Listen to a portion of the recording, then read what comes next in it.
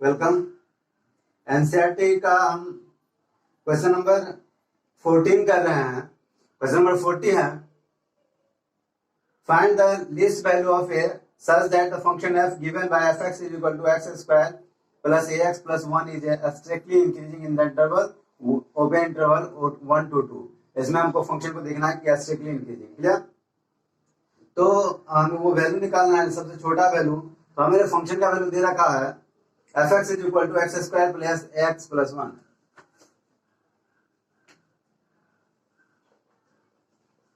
given that fx is equal to x square plus ax plus 1 है और least value है जो 1 से 2 में फंक्शन कैसा हो, स्ट्रिक्टली इंक्रीजिंग हो। तो इसके लिए हम क्या करेंगे, देखते हैं। f dash x find out करते हैं। f डैश x का वैल्यू हो जाएगा x स्क्वायर का डिफरेंस 2x, a कांस्टेंट है बाहर, x का 1 और 1 का 0। और f डैश x जो है ये 2x प्लस a आ गया। फॉर इंक्रीजिंग के लिए, फॉर इंक्रीजिंग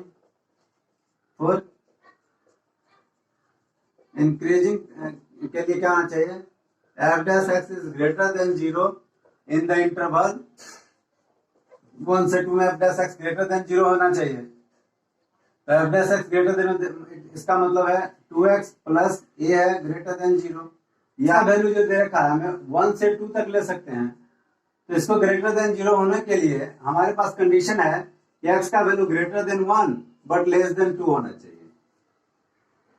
तो अगर x का ग्रेटर देन 1 है, लेस देन 2 है, तो इसको अगर 2x करेंगे तो दोनों साइड 2 से मल्टीप्लाई करना पड़ेगा। तो 2 से बड़ा होना चाहिए 2x और 4 से छोटा होना चाहिए। अगर इसमें हमें कुछ जोड़ना है, a जोड़ेंगे तो 2 plus a greater than 2x plus a is less than 4 plus a। यानी हमें इसकी वैल्यू क्या होना चाहिए, 2x प्लस a की वैल्यू, ये 2x प्लस a की वैल्यू ये 2 प्लस a से बड़ा और इससे छोटा होना चाहिए। ठीक है, 4 प्लस a से छोटा होना चाहिए। अब यहाँ हमको समझने की जरूरत है कि अगर हम चाहते हैं इंक्रीजिंग हो, इंक्रीजिंग फंक्शन हमारा जो है यह फंक्शन इंक्रीज हो, यानी कि ये 0 से बड़ा हो, f डैश x जो 0 से बड़ा हो, तो 0 से बड़ा यानी कि ये वैल्यू हमारा क्या होना चाहिए, 0 से बड़ा, क्योंकि लिस्ट वैल्यू है ना, इस फंक्शन का ये लिस्ट वैल्यू है। लिस्ट वैल्यू जब जैसे ये 0 से बड़ा होगा तो ये फंक्शन क्या हो जाएगा, 0 से बड़ा हो जाएगा। और ये 0 से बड़ा कब होगा, ये फंक्शन क्या करना पड़ेगा, दैट गौर से समझिए। हमें इसका ये जो देख रहे हैं इसका वैल्यू 0 से बड़ा होने के लिए, तो इसका मिनिमम वैल्यू जो है ये 2 प्लस a से बड़ा होगा तो है ये, यानी कि ये वैल्यू जो 2 प्लस a जो है हमको होना पड़ेगा 0 से बड़ा। यानी कि it means what, 2 for this 2 plus a greater than 0, या a का जो वैल्यू है ग्रेटर देन क्या होना चाहिए, -2 से बड़ा होना चाहिए। तो -2 से अगर बड़ा होना है तो इसके सबसे लीस्ट वैल्यू जो है स्ट्रिक्टली इंक्रीजिंग के लिए, तो वो क्या होना चाहिए, ग्रेटर देन -2। तो -2 जो है राइट आंसर हो जाएगा। Least value of function is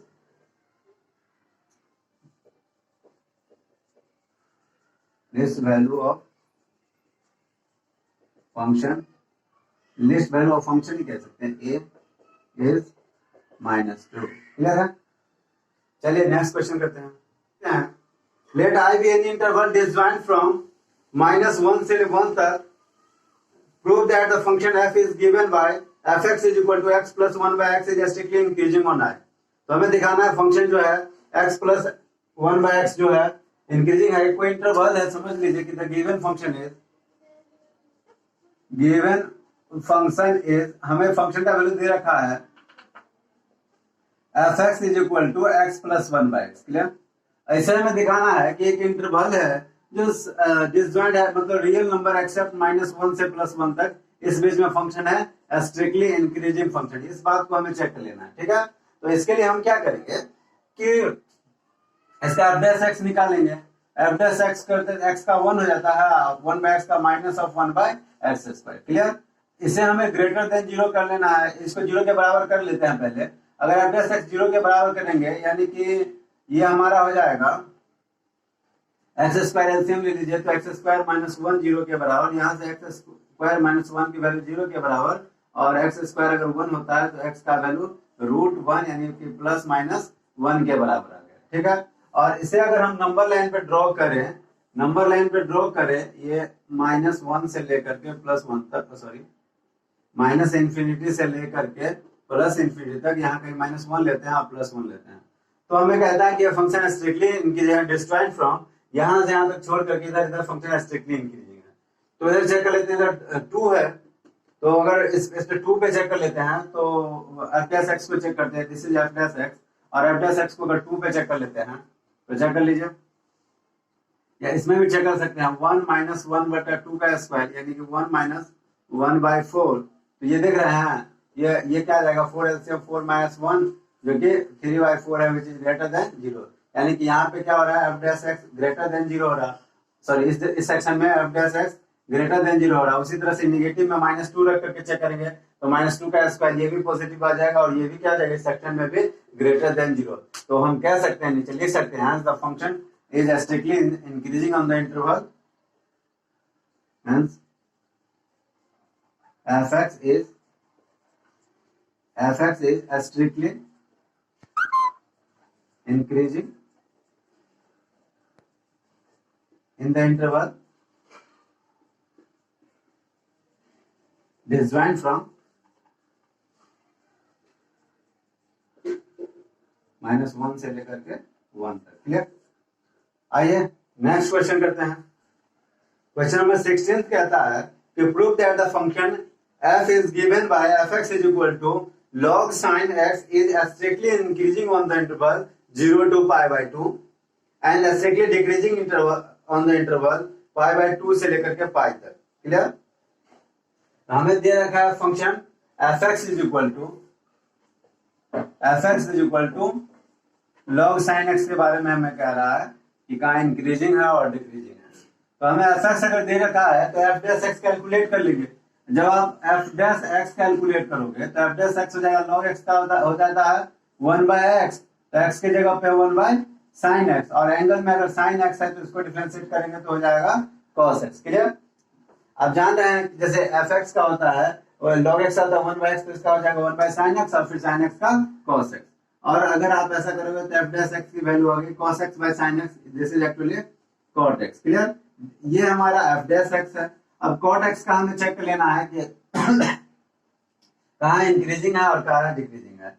अगर इस देखें हम इसे cot x का 0 से π/2 में, since cot x is greater than 0 in the interval 0 to π/2, therefore हम कह सकते हैं f(x) is strictly increasing in 0 to π/2। फिर सेकेंड है कि हमें कर देना है कि इसको चेक करना है π/2 से लेकर के π तक, since f(x) is equal to cot x is greater than 0 in the interval कहाँ तक, π/2 से लेकर के π तक, therefore sorry less than 0, second quadrant में cot क्या होता है, नेगेटिव होता है, तो लेस देन 0 π/2 से लेकर π/2 तक, therefore f(x) is strictly decreasing in the interval π/2 से लेकर के π तक। क्लियर है? आइए नेक्स्ट क्वेश्चन करते हैं। क्वेश्चन नंबर 16 की तरह ही क्वेश्चन नंबर 17 भी उसी टाइप का है कि prove that the function f given by f(x) is equal to log cos x is strictly decreasing on the interval 0 to π/2 and strictly increasing in the interval π/2 से लेकर के π तक। तो इसके लिए हम कर सकते हैं the given function is,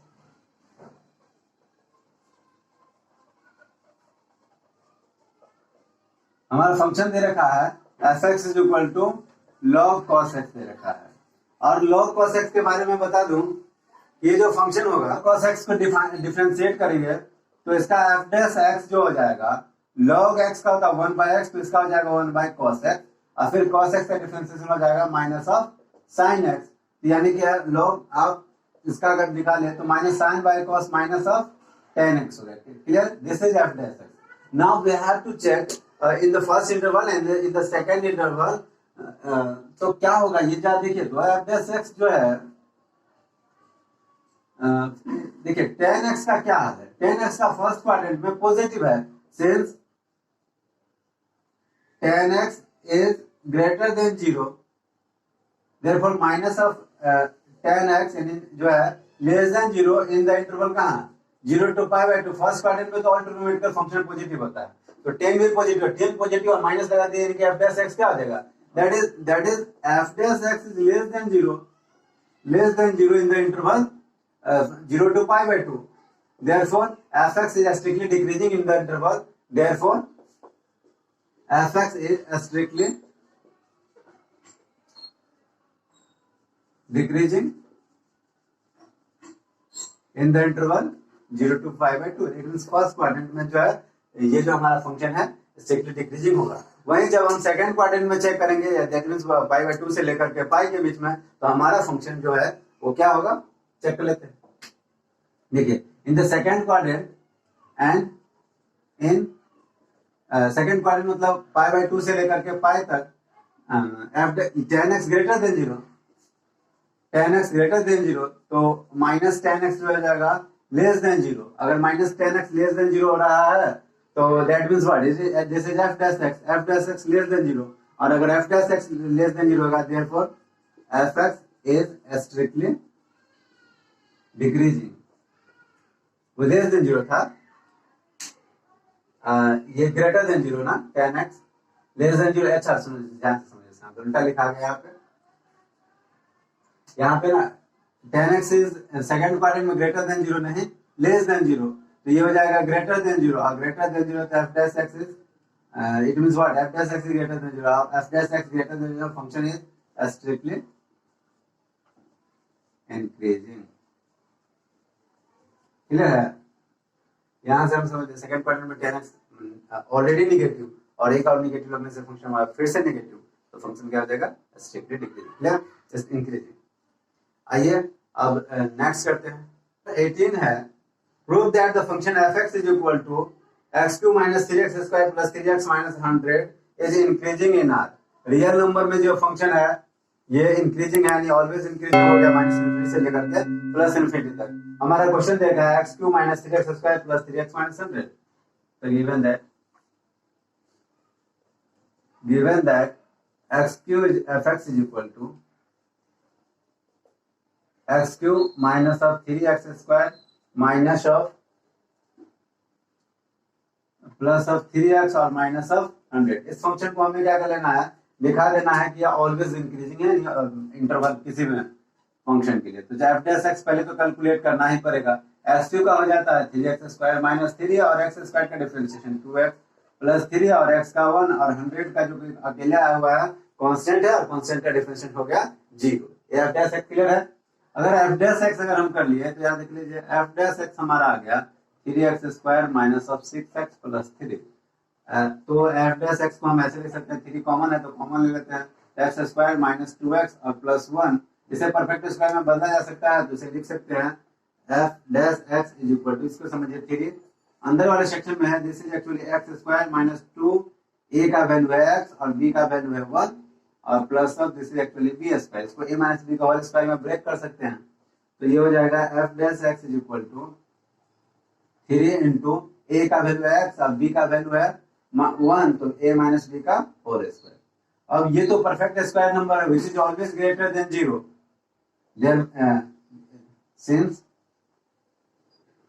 x minus 1 का whole square, square of any number is always greater than 0, and 3 से मल्टीप्लाई कर दिए तो भी ये क्या है ग्रेटर देन 0, तो therefore f dash x is greater than 0 और f dash x greater than, therefore fx is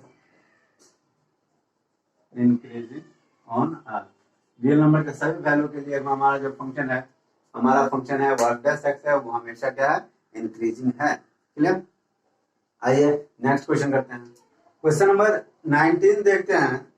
The interval in which function y is equal to x square e to the power minus x is increasing with respect to x is, हमें वो interval पता करना है जहां पे function y is equal to x square into e to the power minus x जो है increasing है। लिख लेते हैं, सिंस fx दे रखा है x square e to the power minus x, तो अगर f dash x निकालेंगे तो x स्क्वायर का होगा 2x, u इंटू v पे करते हैं तो e to the power minus x को छोड़ देता है, फिर plus e to the power minus x का करेंगे तो हो जाएगा e to the power minus x, फिर माइनस एक्स का माइनस वन एंड फिर एक्स स्क्वायर को प्रोडक्ट में हमें लिखना पड़ेगा। तो हो गया हमारा एफ डैश एक्स जो हो गया, दोनों में से e to the power minus x है तो कॉमन ले सकते हैं, साथ ही साथ ये हो जाएगा क्या 2x और माइनस ऑफ, इसमें देखिए माइनस ऑफ एक्स स्क्वायर हो गया, और एफ डैश एक्स अगर लिखे तो इस दोनों में से x कॉमन है तो x कॉमन ले लेते हैं, तो x e to the power minus x और साथ ही साथ बच गया यहाँ पे x कॉमन है से 2 माइनस एक्स। ये तीन फंक्शन है। For F dash x greater than zero, F dash x greater than zero कब हो सकता है, F dash x greater than zero कब हो सकता है, F dash x greater than zero तब हो सकता है जब हमारा जो फंक्शन है ये जो देख रहे हैं ये क्या हो, या तो x जीरो से बड़ा हो, x भी जीरो से बड़ा, e to the power x always e to the power minus x always greater than zero, ये हमेशा क्या हो जाएगा ग्रेटर देन जीरो है। अब जब ये ग्रेटर, इसको एफ डैश एक्स को ग्रेटर देन जीरो करने के लिए हमें क्या ग्रेटर देन जीरो होने के लिए या x जीरो से बड़ा होना चाहिए या 2 माइनस एक्स जीरो से बड़ा होना चाहिए। अगर 2 माइनस एक्स जीरो से बड़ा होता है, ध्यान से समझ लीजिए, x ग्रेटर देन जीरो, फिर e to the power minus x always greater than zero and 2 minus x greater than zero, तो ये तो ऑलवेज ग्रेटर देन जीरो, इसके बारे में नहीं सोचना, हमें x जीरो से बड़ा होना चाहिए या 2 माइनस एक्स जीरो से बड़ा होना चाहिए। 2 माइनस एक्स जीरो का मतलब ये है कि अगर आप इधर चेंज करते हो, इक्वालिटी को उधर लेकर चल जाते हो, तो minus x is greater than क्या हो जाएगा 2 इधर चलेगा तो माइनस 2 से बड़ा होना चाहिए, या यूं कहें निगेटिव दोनों साइड लगा दे, दोनों तरफ निगेटिव लगाने से इक्वालिटी बदल जाता है, x is less than plus 2, यानी कि x 2 से बड़ा और 0 से छोटा। हमें निकल चुका है x 0 से बड़ा और 2 से छोटा, x 0 से बड़ा 2 से छोटा, इसका मतलब 0 से बड़ा और 2 से छोटा, ये इंटरवल जो हमारा आ जाएगा, कौन सा ऑप्शन है, D option is the correct option. I hope कि आपको ये क्लियर हो गया होगा। देखिए एक बार मैं फिर से क्लियर करा दूं आपको कि ए टू द एक्स क्या होना चाहिए, यहाँ 0 से बड़ा, तो एक कंडीशन लग गया है 0 से बड़ा, और ये भी 0 से बड़ा होना चाहिए, इसको 0 से बड़ा होने के लिए एक्स का वैल्यू 2 से छोटा होना पड़ेगा। ऐसे भी सोच लीजिए कि एक्स 2 में से कुछ घटा रहे हैं, एक्स घटा रहे हैं, इसको अगर पॉजिटिव यानी 0 से बड़ा होना है तो एक्स का वैल्यू तो 0 से 2 से छोटा होना पड़ेगा ना, तभी ना घटाएंगे। बड़ा नंबर घटा देंगे तो उससे बड़ा नंबर घटा देंगे तो कभी भी पॉजिटिव नहीं हो पाएगा, निगेटिव हो पाएगा। ठीक है, थैंक्स फॉर वॉचिंग।